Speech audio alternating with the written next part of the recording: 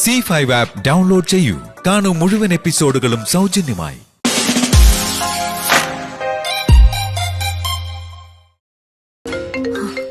അച്ഛൻ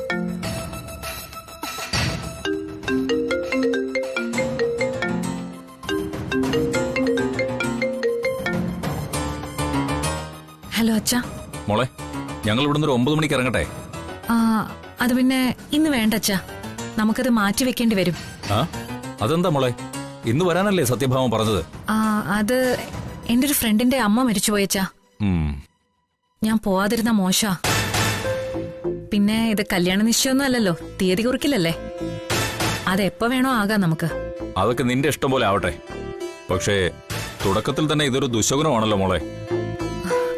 സാരമില്ല അച്ഛാ, ഞാൻ അങ്ങോട്ട് പോവാൻ റെഡിയായി നിൽക്കോ, പിന്നെ വിളിക്കാം.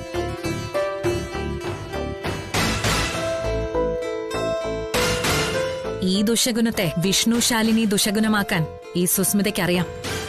ഇപ്പൊ തന്നെ ഈ പ്രണയലീലയെ കുറിച്ച് ഭാമാന്റിയോട് പറഞ്ഞാലോ? അല്ലെങ്കിൽ വേണ്ട, അപ്പൊ തീരെ ചെറുതായി പോവും ഈ സുസ്മിത. ശാലിനിയുടെയും വിഷ്ണുവിന്റെയും പ്രണയം ദുരന്തമാക്കുന്നത് ഈ സുസ്മിത ഒറ്റയ്ക്കായിരിക്കും.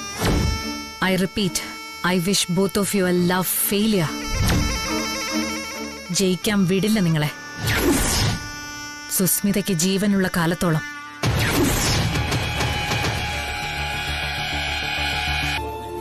ഞാൻ ഈ പ്രസംഗം അവസാനിപ്പിക്കാം. ശാലിനി ഇവിടെ ഇരിക്കുന്ന മറ്റു കുട്ടികൾക്ക് എന്നും ഒരു പ്രചോദനമാകട്ടെ എന്ന് ഞാൻ ആശംസിക്കുന്നു. സ്കൂൾ കാലം മുതലുള്ള നിരന്തര പരിശീലനം കൊണ്ട് സിവിൽ സർവീസ് കയ്യെത്തിപ്പിടിക്കാനാവും. ചിട്ടയായ പഠനവും അധ്വാനശീലവും അത്യന്താപേക്ഷിതമാണ്. കണ്ണുകളുടെ പാർശ്വങ്ങൾ മറച്ച ഒരു അശ്വത്ഥ പോലെ ഒരേ ലക്ഷ്യത്തിലേക്കുള്ള നിരന്തരമായ പ്രയാണം കൊണ്ട് അത് സാധിക്കും. അത് ശാലിനിയെ പോലെ നിരവധി പ്രതികൂല സാഹചര്യങ്ങളുള്ള ഒരു കുട്ടിയെ സംബന്ധിച്ച് പ്രായണ ദുഷ്കരമായിരിക്കും. എന്നിട്ടും സമർപ്പണബോധവും അധ്വാനശീലവുമാണ് മറ്റു കുട്ടികൾക്ക് മാതൃകയാക്കിക്കൊണ്ട് ശാലിനിയെ അഭിമാനാർഹമായ ഈ വിജയത്തിലേക്ക് എത്തിച്ചതും. അവൾക്ക് പ്രകാശോജ്വലമായ ഒരു ഭാവി ഉണ്ടാകട്ടെ എന്ന് സർവാത്മന പ്രാർത്ഥിച്ചുകൊണ്ട് ഞാൻ നിർത്തുന്നു. നന്ദി, നമസ്കാരം.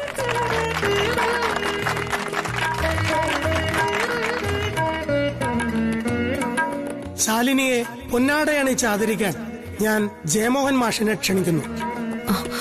എനിക്ക് 2 വാക്ക് സംസാരിക്കണം സർ. പിന്നെന്താ, വന്നോളൂ.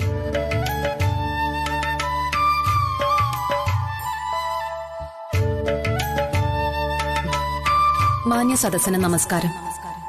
ഞാൻ സംസാരിക്കുമ്പോൾ കേൾക്കണമെന്ന് ഞാൻ ആഗ്രഹിക്കുന്ന ഒരാൾ ഈ ഹാളിന് പുറത്താണ് നിൽക്കുന്നത്.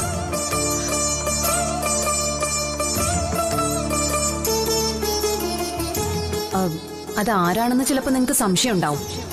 എന്നാ ഞാൻ പറയാം, അത് എന്റെ അമ്മ തന്നെയാണ്.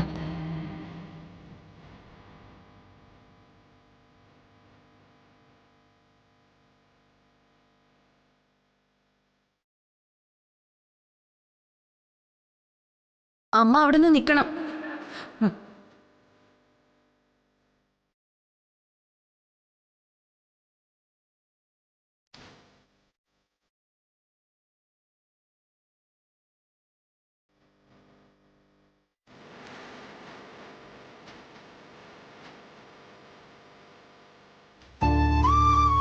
ഇവിടെ ഇന്നീ ചടങ്ങിൽ ഒരു ആദരവ് ഞാൻ സ്വീകരിക്കുന്നുണ്ടെങ്കിൽ അത് എനിക്ക് എന്റെ അമ്മ തരണമെന്നാണ് ഞാൻ ആഗ്രഹിക്കുന്നത്. അമ്മ അത് നിഷേധിക്കരുത്. ആണോ? ശരി ശരി. അവിടെയെല്ലാം കഴിഞ്ഞു, അവരിങ്ങോട്ട് പുറപ്പെട്ടു. ആണോ? ഹാളിൽ ഇരുന്ന് എല്ലാരും ഒരേ കയ്യടിയായിരുന്നു അത്രേ. ശാലിനി ശാരദാമ്മ സ്റ്റേജിലേക്ക് കൂട്ടിക്കൊണ്ടുപോയിട്ട് തനിക്ക് കിട്ടിയ പൊന്നാടയും മാലയും ഒക്കെ ശാരദാമ്മ അണിയിച്ചത്രേ. സത്യം? അയൽക്കൂട്ടത്തിലെ അജിതാമ്മയാ ഫോൺ വിളിച്ചു പറഞ്ഞത്. തന്റെ എല്ലാ വിജയത്തിനും കാരണം അമ്മയാണെന്ന് ശാലിനി മൈക്കിലൂടെ പറഞ്ഞെന്ന്. കണ്ടു നിന്നവരുടെ ഒക്കെ കണ്ണു നിറഞ്ഞുപോയി. VIP മറ്റുള്ളവരും ഒക്കെ എഴുന്നേറ്റ് നിന്ന് കൈയടിച്ചെന്ന്. നമുക്കൊന്നും കാണാൻ പറ്റിയില്ലല്ലോ. നമ്മളൂടെ പോയാ പിന്നെ ഹോട്ടൽ ആരാ ശാന്തേ? ഹോട്ടൽ അടയ്ക്കുന്നു എന്ന് പറയുമ്പോ ശാരദാമ്മ എന്താ പറയാ? നാടിന് വിശക്കാൻ പാടില്ലാന്ന്. ആ നല്ല മനസ്സിലുള്ള അംഗീകാരമാ ഇന്നവിടെ കിട്ടിയത്. അമ്മേ, അമ്മ ധൈര്യമായിട്ടിരിക്കെ. മോളെ എന്നാലും ഒരെന്നാലും ഇല്ല അമ്മേ. ഇതേ നമ്മുടെ സ്വപ്ന. ഈ യാത്രയും ആ സ്വപ്നത്തിന്റെ ഒരു ഭാഗമാണെന്ന് വേണം കരുതാൻ. ഒറ്റയ്ക്കായാലും എനിക്ക് പോയേ പറ്റൂ. പോയിട്ട് വരാം ചേച്ചി.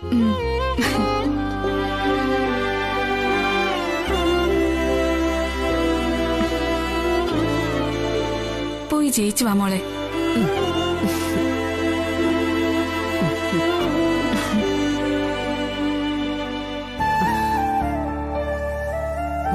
പോട്ടേടി. വേണ്ട കുഞ്ഞേച്ചി, പനി പകരും. നിനക്കേ ഒരു ഉമ്മ തരുന്നത് കൊണ്ട് പകരുന്ന പനി അത് ഞാനങ്ങ് സഹിച്ചോളാം.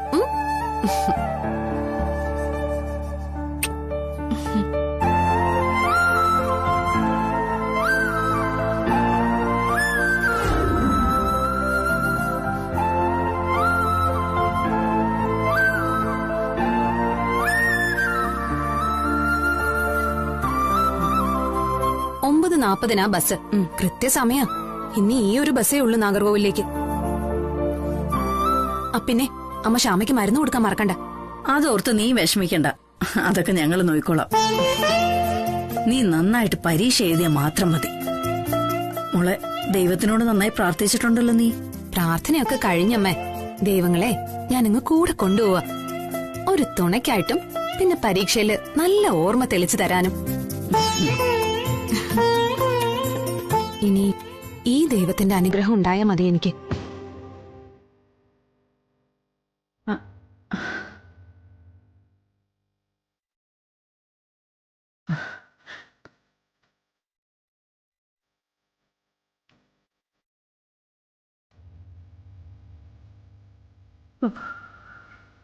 ഈശ്വര.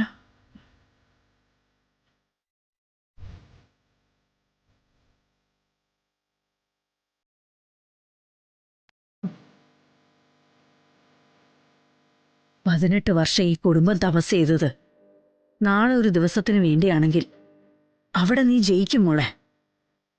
എല്ലാം നല്ലതായിട്ടേ വരൂ.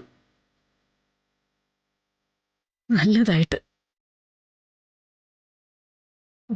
പോയിട്ട് വാ.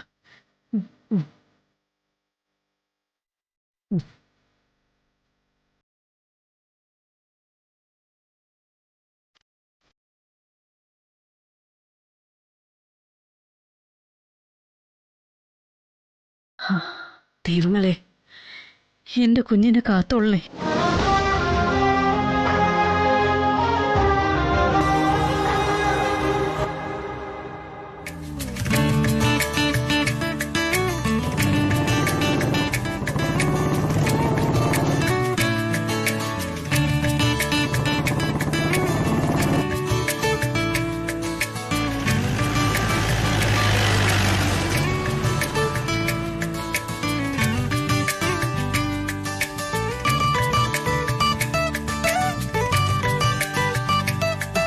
അതെ, ദേവമാത ബസ് പോയായിരുന്നോ?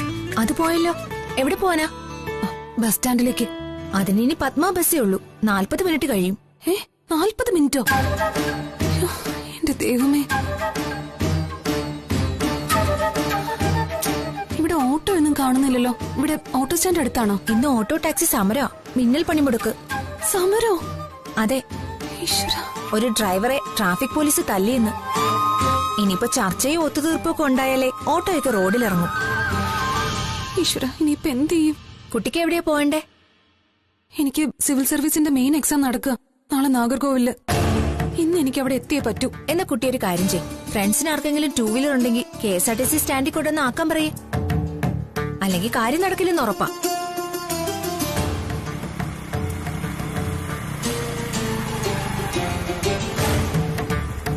എന്നാ ശരി.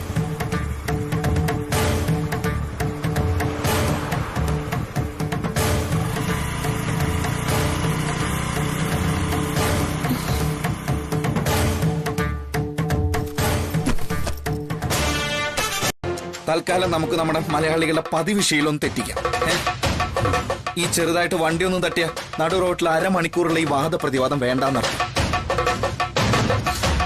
എനിക്കും എന്റെ വണ്ടിക്കും ഉണ്ടായ നഷ്ടം ഞാനങ്ങ് സഹിച്ചു. ഞങ്ങൾക്ക് പോവാൻ അല്പം തിരക്കുണ്ട്, അതുകൊണ്ടാ. ഞങ്ങളും പോയിട്ട് വേറെ പണിയുള്ളവർ തന്നെയാ. എന്നാ പോയാട്ടെ, ഞാൻ വണ്ടി മാറ്റി തരാം. പ്ലീസ്.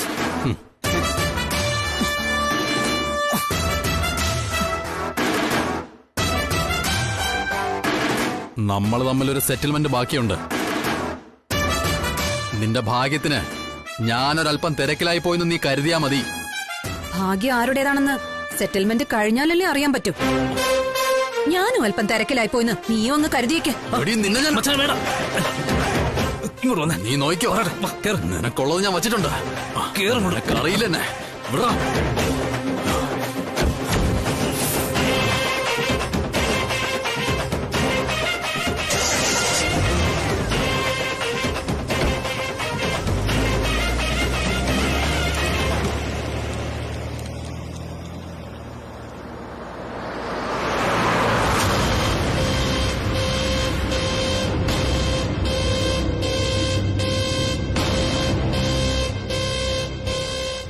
എന്ത് പണിയാ ഇയാൾ കാണിച്ച്? അവനെ അങ്ങനൊന്നും വിടാൻ പാടില്ലായിരുന്നു. ശാലിനി, നമുക്കിവിടെ തർക്കിച്ചോ തല്ലുണ്ടാക്കിയോ ജയിക്കുന്നതല്ല പ്രധാനം. എടോ, ഇയാള് നാഗർകോവിലെത്തി പരീക്ഷ എഴുതണം. ഇയാളുടെ സ്വപ്നല്ലേ IAS? ഒരുത്തനായിട്ട് അടിപിടി കൂടിയിട്ട് ആ സ്വപ്നം തകർക്കണോ?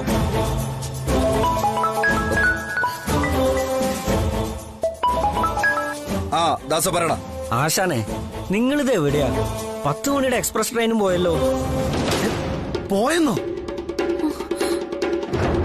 ഇപ്പൊ സ്റ്റേഷൻ വിട്ടതേ ഉള്ളൂ. നിങ്ങൾ ഇത്ര താമസിക്കുന്നു വിചാരിച്ചില്ലല്ലോ. ആ എടാ, ശരി. എന്നൊരു കാര്യം ചെയ്യേ, 10:20 ഒരു ഷാലിമാറില്ലേ, നീ അതിൽ ബുക്ക് ചെയ്യേ. ആ, അത് നോക്കാം. അപ്പോഴേക്കും നിങ്ങൾ ഇങ്ങോട്ട് വരുമല്ലോ അല്ലേ? എടാ, ഞാനിവിടെ അടുത്ത് തന്നെ ഉണ്ട്. ബോഡിലെറ്റിൽ വരുമ്പോ ഒരു 5 മിനിറ്റ് അത്രേ ഉള്ളൂ. ദേ എത്തി. ഓക്കെ, അപ്പൊ നീ ടിക്കറ്റ് ബുക്ക് ചെയ്യട്ടോ. ആ ശരി. ഷാലി, കേറി. നമുക്ക് അടുത്ത ട്രെയിൻ പിടിക്കണം. ആ കേറി.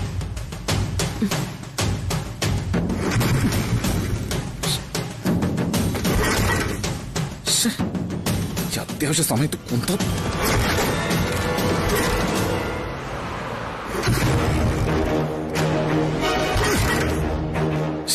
ശാലി, ഒന്ന് ഇറങ്ങി.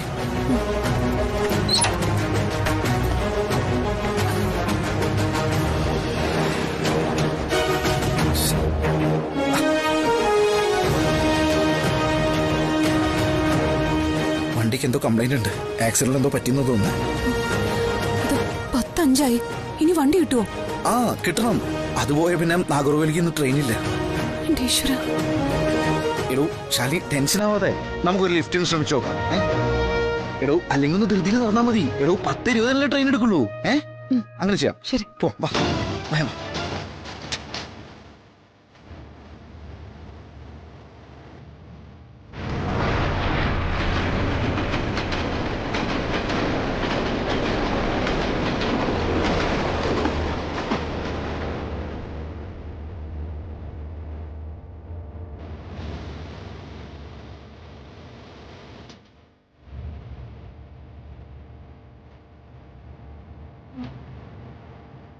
വേഗം വാ ശാലിനി. നന്നായോടെയല്ലേ, ഒരു 5-6 മിനിറ്റിൽ എത്താനുള്ള ദൂരേ ഉള്ളൂ. ഇതേതാ വഴി? ഇത് റെയിൽവേ സ്റ്റേഷനിലേക്ക് എത്താനുള്ള ഷോർട്ട് കട്ടാ. വേഗം വാ. ആ ബാങ്ക് ഇതാ.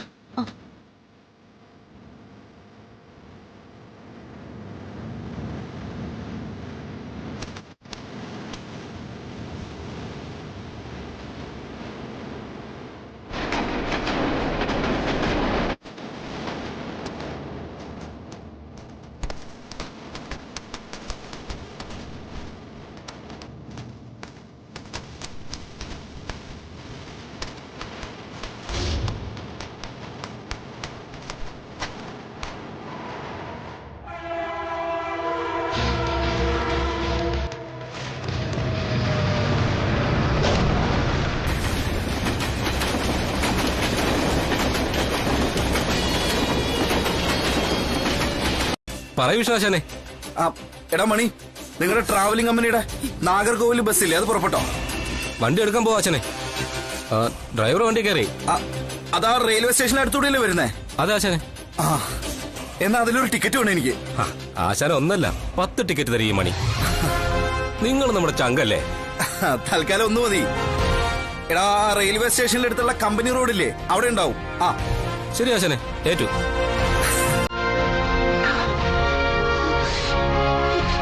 എടോ നമുക്ക് ഭാഗ്യമുണ്ടോ? എന്റെ ഒരു പരിചയക്കാരന് ട്രാവലിംഗ് കമ്പനിയാ. നാഗർകോവിലേക്കുള്ള പ്രൈവറ്റ് ബസ് ടൗൺ വിട്ടിട്ടില്ല. നമുക്ക് അതിലൊരു സീറ്റ് ഉറപ്പാ.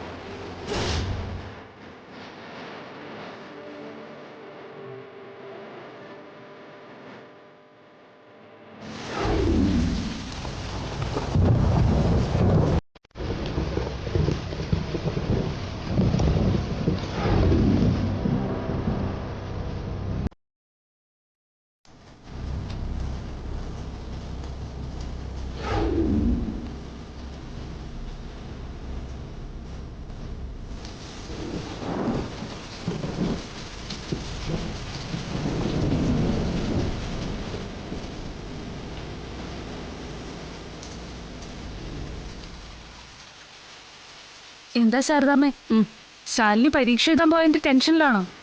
ഹേയ്, ഞാന് ഓരോരോ കാര്യങ്ങൾ ഇങ്ങനെ ആലോചിക്കുകയായിരുന്നു ശാന്തേ. ഷാരിയുടെ കല്യാണം ഇനി അടുത്തു. രാജീവ് സാറിന്റെ വീട്ടുകാർ താല്പര്യം പറഞ്ഞിട്ടാ പോയത്. നിശ്ചയം കല്യാണമൊക്കെ ഉടനെ നടക്കും. ആഹാ, അത് നല്ല കാര്യമല്ലേ? ആ, നല്ല കാര്യമൊക്കെ തന്നെ. പക്ഷെ കല്യാണം എന്നൊക്കെ പറയുമ്പോ പല വഴി ചെലവല്ലേ ശാന്തേ. എന്റെ കയ്യിലാണെങ്കിൽ 10 പൈസയും ഇല്ല. ഇനിയിപ്പോ എന്താ ശാരദാമ്മ ചെയ്യാ? ശാരിക ജനിക്കുന്ന സമയത്ത് ഗോപാലേട്ടൻ ശാരിയുടെ കല്യാണ ചെലവിനെന്ന് പറഞ്ഞിട്ടേ സഹകരണ ബാങ്കിൽ ഒരു അക്കൗണ്ട് തുടങ്ങിയിരുന്നു. ആദ്യമൊക്കെ അതിൽ കുറച്ച് പൈസ ഇട്ടിരുന്നു. 17 വർഷം മുമ്പത്തെ കാര്യമാ. അതിന്റെ കാര്യങ്ങൾ അന്വേഷിക്കാൻ കുറുപ്പ് സാറിനോട് പറഞ്ഞിരുന്നു. സാറ് വരാൻ കാത്തിരിക്കുക ഞാൻ. ആ, പറഞ്ഞ പോലെ കുറുപ്പ് സാറാണല്ലോ ബാങ്ക് പ്രസിഡന്റ്. അതെ. ആ, ദാ ശാരി വന്നല്ലോ. അല്ല, കടയിൽ ക്യാഷിലാരാ? ഞാനുണ്ട് ശാരദാമ്മേ. തേയില തീർന്നു, ഞാൻ തേയില എടുക്കാൻ വന്നതാ. ആ, അടുക്കള അലമാരയുടെ താഴത്ത് തട്ടിലിരിപ്പുണ്ട്. 1/2 കിലോ പാക്കറ്റ് എടുത്താ മതിയേ. ആ, ശരി. ആ അമ്മേ, ആ, തയ്യൽ ക്ലാസ്സിലെ ടീച്ചർ ഒരു കാര്യം പറയാൻ പറഞ്ഞു, അമ്മയോട് പറയാൻ. അവിടെ ആ മുഹമ്മദ് ഹാജിയുടെ ഫാക്ടറിയിൽ 10-200 തൊഴിലാളികൾ പണിയെടുക്കുന്നില്ലേ? അവിടുത്തെ ക്യാന്റീന്റെ കോൺട്രാക്ട് കൊടുത്തിരുന്നത് ഒരു തമിഴ്നാട്ടുകാരനാ. ഹാജിക്ക് എന്തോ തൃപ്തിയില്ലായ്മ തോന്നിട്ട് അയാളുടെ കോൺട്രാക്ട് അവസാനിപ്പിച്ചു. അവിടുത്തെ കോൺട്രാക്ട് നമ്മൾ ഇങ്ങനെ എടുത്താ ദിവസം 10-30,000 രൂപയുടെ കച്ചവടം നടക്കും അത്രേ. അഡ്വാൻസ് ആയിട്ട് ഹാജിയുടെ കയ്യിന്ന് നല്ലൊരു തുക വാങ്ങുകയും ചെയ്യാന്ന് പറഞ്ഞു. അമ്മയ്ക്ക് പരിചയമുള്ള ആളല്ലേ ഈ മുഹമ്മദ് ഹാജി. വലിയ മനസ്സുള്ള മനുഷ്യനാ. ഒന്ന് പോയി കാണാൻ പറഞ്ഞു ടീച്ചർ. അതെ, ഹാജിയാര് തങ്കപ്പെട്ട മനുഷ്യനാ.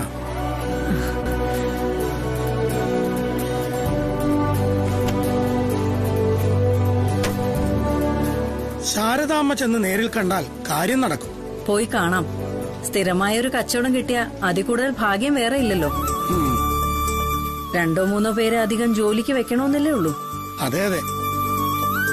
അപ്പോ കല്യാണമൊക്കെ ആയി അല്ലേ? രാജീവ് നല്ല പയ്യനാ.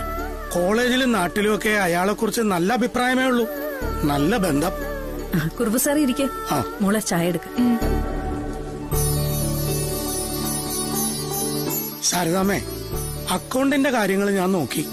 നിങ്ങൾ ഇട്ട കാശ് അവിടെ തന്നെ നിന്റെ പാട്ടിന് പോകാൻ നോക്കൂ അച്ഛൻ. അച്ഛാ, അങ്ങനെ പോകരുത് പ്ലീസ്. മാറി പോടി അങ്ങോട്ട്.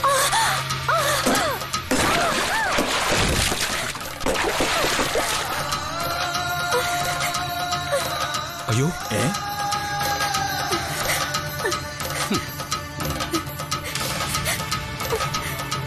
എന്തോന്നാ സാറേ നിങ്ങൾ ഈ കാണിച്ചത്? ഈ കോമ്പൗണ്ട് വെച്ച് പെണ്ണുങ്ങളെ ഉപദ്രവിച്ചാണ്ടല്ലോ ഹാജിയാര് നിങ്ങളുടെ ദേഹത്ത് അറക്കവാള് കയറ്റും. ഞാൻ ഉപദ്രവിക്കാൻ അങ്ങോട്ട് ചെന്നതല്ല. ഇവൾ എന്റെ നെഞ്ചിലോട്ട് കയറി ഇങ്ങോട്ട് കയറി വന്നതാ. ഏതായാലും നനഞ്ഞില്ലേ, ഇനിയിപ്പോ കുളിച്ചു തോർത്ത് വീട്ടിൽ പോകാൻ പറ പെണ്ണിനോട്.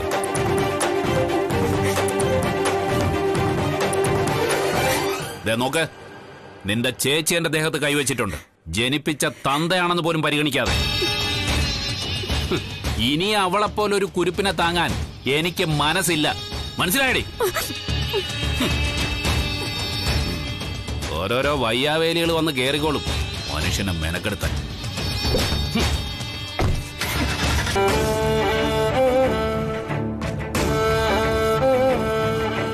ശ്യാമേ,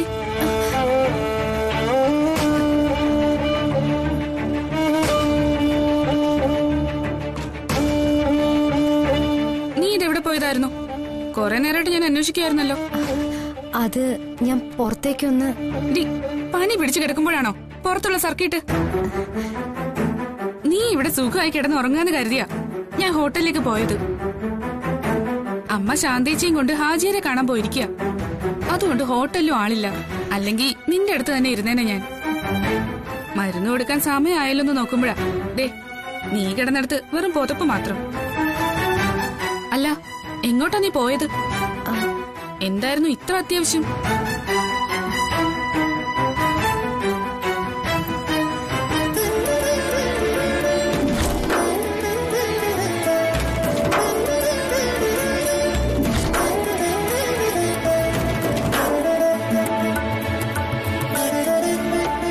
എന്താടി, എന്തെങ്കിലും ഒന്ന് പറയേ.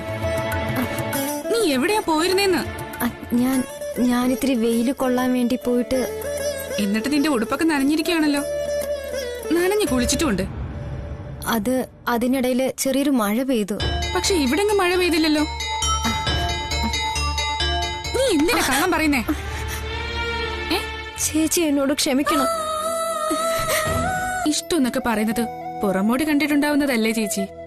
കാര്യത്തോട് അടുക്കുമ്പോ അത് മൊത്തം കയ്യിന്ന് ചോർന്നു പോവാനും മതി. എനിക്കെന്തോ ഒന്നിനോട് ഇപ്പൊ ഒരു വിശ്വാസമില്ല. അത് പോട്ടെ, ഞാനൊന്ന് വീട്ടിലേക്ക് പോയിട്ട് വരാം ചേച്ചി. ചെറിയൊരു തലവേദന പോലെ ഒരു ഗുളിക എടുത്ത് കഴിക്കണം. ഇവിടെ ഒരു ഇഡ്ഡലി കൂടി വേണം. ദാ വരുന്നു.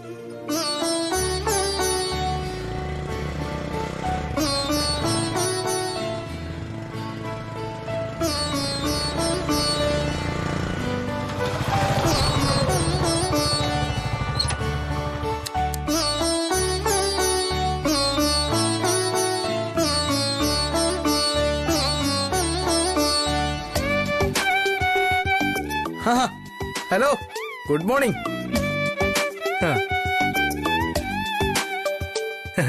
അതെ, അത് കണ്ടോ, ഒന്ന് രണ്ട് ചക്കകള് വാക്കില്ലാതെ അവിടെ നിപ്പുണ്ട്. മാത്രമല്ല ഒറ്റയ്ക്ക് നെറ്റയ്ക്ക് നല്ല മഴയും പെയ്യുന്നുണ്ട്. അതിപ്പോഴേ ആരെ കൊണ്ടെങ്കിലും അടർത്തെടുത്തില്ലെങ്കിലേ ഹോട്ടലിന്റെ ഓട് 5 വർഷം തീർന്നിട്ടെന്നുള്ള ഉറപ്പാ. ശാരിയേ, എന്തുവാടോ ഇത്? ആലുവ മണപ്പുറത്ത് വെച്ചേണ്ട പരിചയം പോലില്ലോ തനിക്ക്. ഞാൻ സംസാരിച്ചെന്താ മലയാളം അല്ലേ? ഇയാൾക്ക് കേട്ടിട്ടൊന്നും മനസ്സിലാവാത്ത പോലെ. ഭക്ഷണം കഴിക്കാനാണെങ്കിൽ ഹോട്ടലിലേക്ക് ചെന്നാ മതി. രായിച്ചുണ്ട് അവിടെ. അയ്യോ സോറി, ഞാൻ ഈ കുടുംബശ്രീയിലേക്ക് വരുന്നതേ ഭക്ഷണം കഴിക്കാൻ വേണ്ടി മാത്രമല്ലെന്ന് ഇയാൾക്ക് അറിയാലോ. പ്രധാന ഉദ്ദേശം എന്ന് പറയുന്നത് ഈ ദേവിയുടെ ദർശനം ഒന്ന് കിട്ടാന്നുള്ളതാണ്. പ്ലീസ് സർ, വേണ്ട. എന്തിനാ മനസ്സിന് വെറുതെ മോഹം കൊടുക്കുന്നേ? ഈ കുടുംബശ്രീ ഹോട്ടലും വീടും ഒക്കെയായി ഒരു കുഞ്ഞു ലോകം എനിക്കുള്ളത്. അത് അങ്ങനെയൊക്കെ തന്നെ അങ്ങ് പോട്ടെ. സാറ് വെറുതെ ഉപദ്രവിക്കാൻ വരരുത്. പിന്നെ നമ്മുടെ ദാസനും കമ്മലിനൊന്നും ചെന്നിട്ട് അവിടെ അടുക്കുന്നില്ല. അപ്പൊ പിന്നെ ഞാനൊന്ന് അങ്ങോട്ട് നേരിട്ട് ചെല്ലാന്ന് വിചാരിച്ചു. തൽക്കാലം അവനെ വിട്ടേക്ക്. നീ ഇവിടെ എത്തണം എത്രയും പെട്ടെന്ന്. അയ്യോ, എന്താ? ദേ, ചോദ്യം പറച്ചിലൊന്നും വേണ്ട. വരാൻ പറഞ്ഞാൽ ഇങ്ങ് വന്നാ മതി.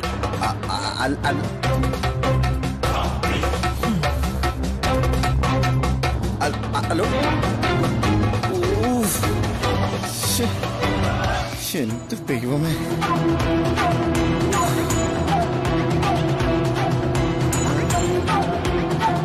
എന്റെ ദൈവമേ, എന്താ ചെയ്യാ?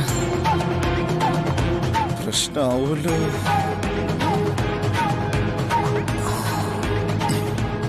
പ്രീതി വിചാരിച്ചാൽ ഇനി എന്തെങ്കിലും നടക്കൂ.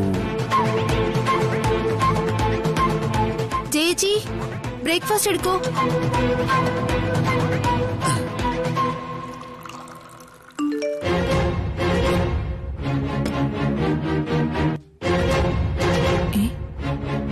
ഇതെന്താ ചേട്ടന്റെ ഒരു മെസ്സേജ്?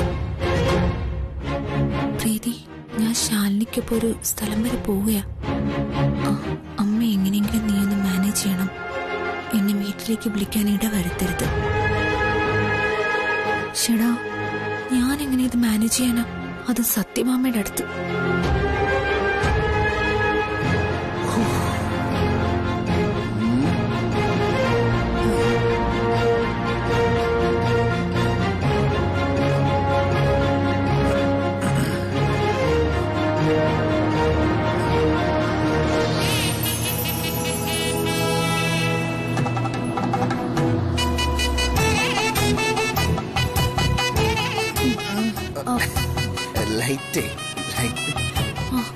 ലൈറ്റ് ഓഫ് ആക്കാ രാത്രി.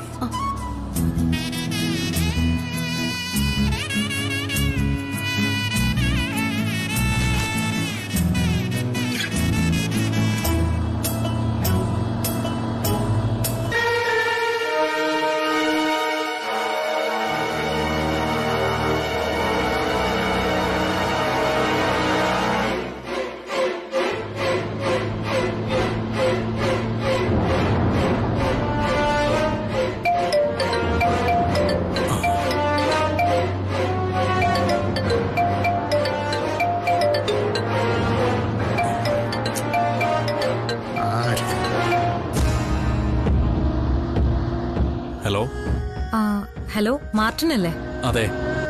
ഞാൻ അലക്സാണ്ടറുടെ ഫ്രണ്ട് സുസ്മിതയാ. നമ്മൾ 1-2 പ്രാവശ്യം പാർട്ടിയിൽ ഒരുമിച്ച് കൂടിയിട്ടുണ്ട്. മനസ്സിലായി. മാഡം പറഞ്ഞോളൂ. അലക്സാണ്ടറിന് ചെയ്തു കൊടുക്കുന്നത് പോലെ എനിക്കും ചെറിയൊരു കൊട്ടേഷൻ പണി ഉണ്ടല്ലോ മാർട്ടിനെ. ചെയ്യാൻ പറ്റുമോ? പിന്നെന്താ, അത് നമ്മുടെ തൊഴിലല്ലേ. ഓ, അതൊന്നും ഒരു വലിയ കാര്യമായിട്ട് എനിക്ക് തോന്നിയിട്ടില്ല ഹാജിയാരെ. കയ്യിലെ പണം പോകുമല്ലോ എന്ന് കരുതി ഇതുവരെ ഒരു നല്ല കാര്യം ചെയ്യാതിരുന്നിട്ടില്ല. നാട്ടില് വിശന്ന് കരയുന്ന ഒരു കുഞ്ഞു വയറുണ്ടെങ്കിൽ പണം തലക്കീഴിൽ വെച്ചുറങ്ങാൻ ഒരു മടി, അത്രേ ഉള്ളൂ. അത്രേ മതി, അത് തന്നെ ധാരാളം. കുറെ യത്തീമുകളെ ഈ ഭൂമിയിലേക്ക് അയക്കുമ്പോ അവരെ സഹായിക്കാൻ കുറച്ച് മലക്കുകളെയും പടച്ചോൻ അയക്കും. അങ്ങനെയാ ശാരദാമ്മേ ഈ ദുനിയാവിന്റെ ഒരു നിലനിൽപ്പ് തന്നെ, അല്ലേ? അല്ല, എന്താണാവോ വിശേഷിച്ച് എന്നെ കാണാൻ വരാൻ? വരുമെന്ന് പറഞ്ഞതല്ലാതെ എന്താണ് കാര്യമെന്ന് ശാന്ത പറഞ്ഞതുമില്ല. ഹാജിയാരെ, ശാരദാമ്മയുടെ മൂത്ത മകൾ ശാരികയുടെ വിവാഹമാണ്. ആഹാ, അത് നല്ല കാര്യമാണല്ലോ. മാനേജർ സലാമിനെ കണ്ടാ മതി.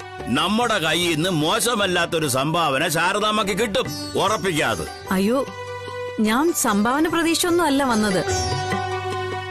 അങ്ങനെ പണം സ്വീകരിക്കാൻ മടിയുമുണ്ട്. ഞാൻ വന്നത് അത് ഹാജിയാരെ, ഫാക്ടറിയിലെ ക്യാൻറ്റീൻ ഇപ്പോ നടത്താൻ ആളില്ലാതെ ഒഴിഞ്ഞു കിടക്കുകയല്ലേ. അത് നടത്താനുള്ള കോൺട്രാക്ട് കിട്ടുമെന്നറിയാനാ ശാരദാമ്മ വന്നത്. ഹാജിയാർക്ക് വിരോധം ഇല്ലെങ്കിൽ. അതാണോ കാര്യം? വൃത്തിയും വെടിപ്പുമായിട്ട് നടത്താത്തത് കൊണ്ടാ ആ പഴയ തമിഴനെയും കൂട്ടരെയും ഞാൻ പറഞ്ഞു വിട്ടത്. 10-200 തൊഴിലാളികൾ ജോലി ചെയ്യുന്ന ഫാക്ടറിയാ. ശാരദാമ്മയ്ക്ക് നന്നായി നടത്താമെന്നുണ്ടെങ്കിൽ കോൺട്രാക്ട് തരുന്നതിന് എനിക്ക് ഒരു വിരോധവും ഇല്ല. എന്റെ പേര് മാർട്ടിൻ, മട്ടാഞ്ചേരി മാർട്ടിൻ. പത്രവും ടിവിയൊക്കെ കാണുന്ന കൂട്ടത്തിലാണെങ്കിൽ മോക്കെന്റെ പേര് പരിചയം കാണും. ക്രൈം ന്യൂസിൽ. കേരളത്തിലെ ക്രിമിനൽ ലോകത്ത് ഒരു VIP ആയിട്ട് വരും ഞാൻ. അതിനിപ്പോ ഞാൻ എന്ത് വേണം? എന്തു വേണമെന്നൊക്കെ നമുക്ക് സംസാരിക്കാം. ഞാൻ പറഞ്ഞു വന്ന എന്താന്ന് വെച്ചാ, അങ്ങനെയുള്ള എന്നെയാ നീ വെല്ലുവിളിച്ചത്, അതും നടുറോഡിലിട്ട്. ഈ ബസ്സിൽ വന്ന് കേറാനുള്ളോണ്ട് അപ്പോ എനിക്ക് സമയം തീരെ കുറവായിരുന്നു. ഇപ്പോഴാണെങ്കിൽ ഇഷ്ടം പോലെ സമയമുണ്ട്. പോരെങ്കി ഇപ്പോ നിന്റെ കേസ് എനിക്കൊരു കൊട്ടേഷൻ കൂടിയാ. അപ്പൊ പിന്നെ ആ കണക്ക് നമുക്കങ്ങ് സെറ്റിൽ ചെയ്താലോ? ഡയലോഗ് അടിച്ച് പേടിപ്പിക്കണ്ട നീ. എന്റെ ദേഹത്ത് കൈവച്ചാ പിന്നെ നിനക്കെന്നെ കൊന്നിട്ട് പോവേണ്ടി വരും. ജീവിക്കാൻ വിടില്ല നിന്നെ ഞാൻ. നിനക്ക് ഈ ശാലിനി അറിയാത്തതുകൊണ്ട് ചുമ്മാ പിടിച്ചു നിൽക്കാൻ വേണ്ടി എല്ലാ ഭീരുക്കളും എടുത്ത് പയറ്റുന്ന ഡയലോഗല്ലേ ഇത്. തൽക്കാലം നിന്നെ ഞാനങ്ങ് തൂക്കാൻ പോവാ. പട്ടാ പകൽ ഈ ജനം മുഴുവൻ നോക്കി നിൽക്കേ. വാ വാടി ഇങ്ങോട്ട്. വരാൻ കിടന്ന് പിടക്കാളി.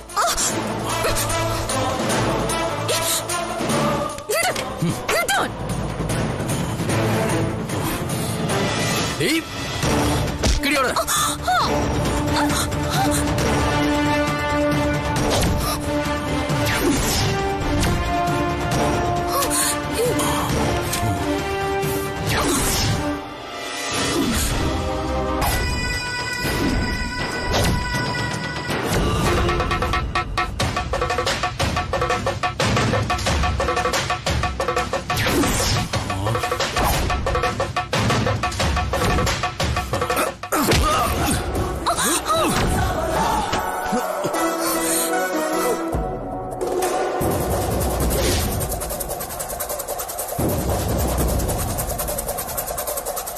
പുണ്യാളെ ചതിച്ചു.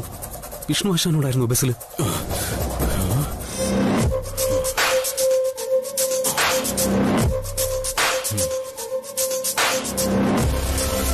നേരത്തെ ഒരു വട്ടം വിട്ടതാ നിന്നെ ഞാൻ. പക്ഷെ പിന്നാലെ നീ ഇരന്ന് വന്നങ്ങ് ചോദിച്ചു. ഇനി നിനക്ക് ഞാൻ മനസ്സറിഞ്ഞു തരാൻ പോവാ.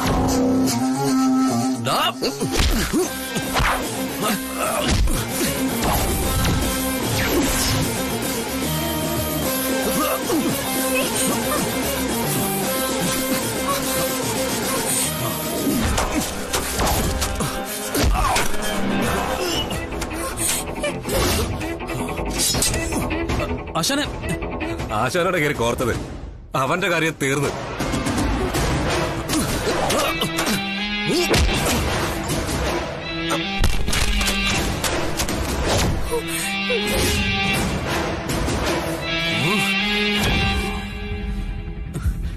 എന്റെ പൊന്നു കൊച്ചെ, ആളറിയാതെ പറ്റിപ്പോയതാ. മാട്ടി മച്ചാൻ ഒരു അബദ്ധം പറ്റി. ആശാന്റെ ആളാണെന്ന് അറിഞ്ഞില്ല ഞങ്ങൾ. രക്ഷിക്കണം പ്ലീസ്.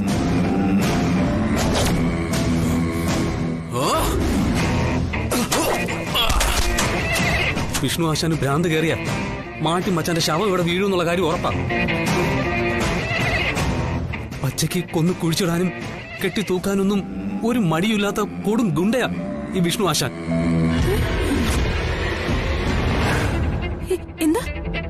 എന്താ പറഞ്ഞ ഗുണ്ടയാ? അതെ, എനിക്ക് അയാളെ ശരിക്കും അറിയാവുന്നതുകൊണ്ട് പറയാ. മാട്ടിമച്ചാന് കൊച്ചിയിൽ മാത്രമേ പിടിയുള്ളൂ. പക്ഷേ കേരളം മൊത്തം നെറ്റ്വർക്കുള്ള ഗുണ്ടാപ്പടയുടെ നേതാവാ ഈ വിഷ്ണു ആശാൻ.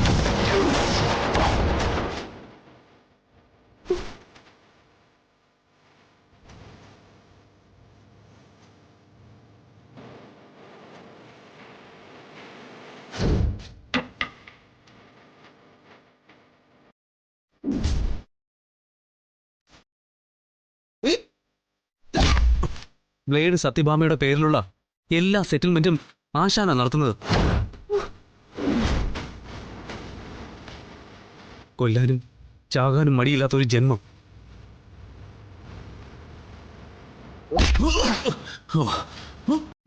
ഡൗൺലോഡ് ചെയ്യൂ C5 ആപ്പ്. കാണൂ എല്ലാ എപ്പിസോഡുകളും സൗജന്യമായി.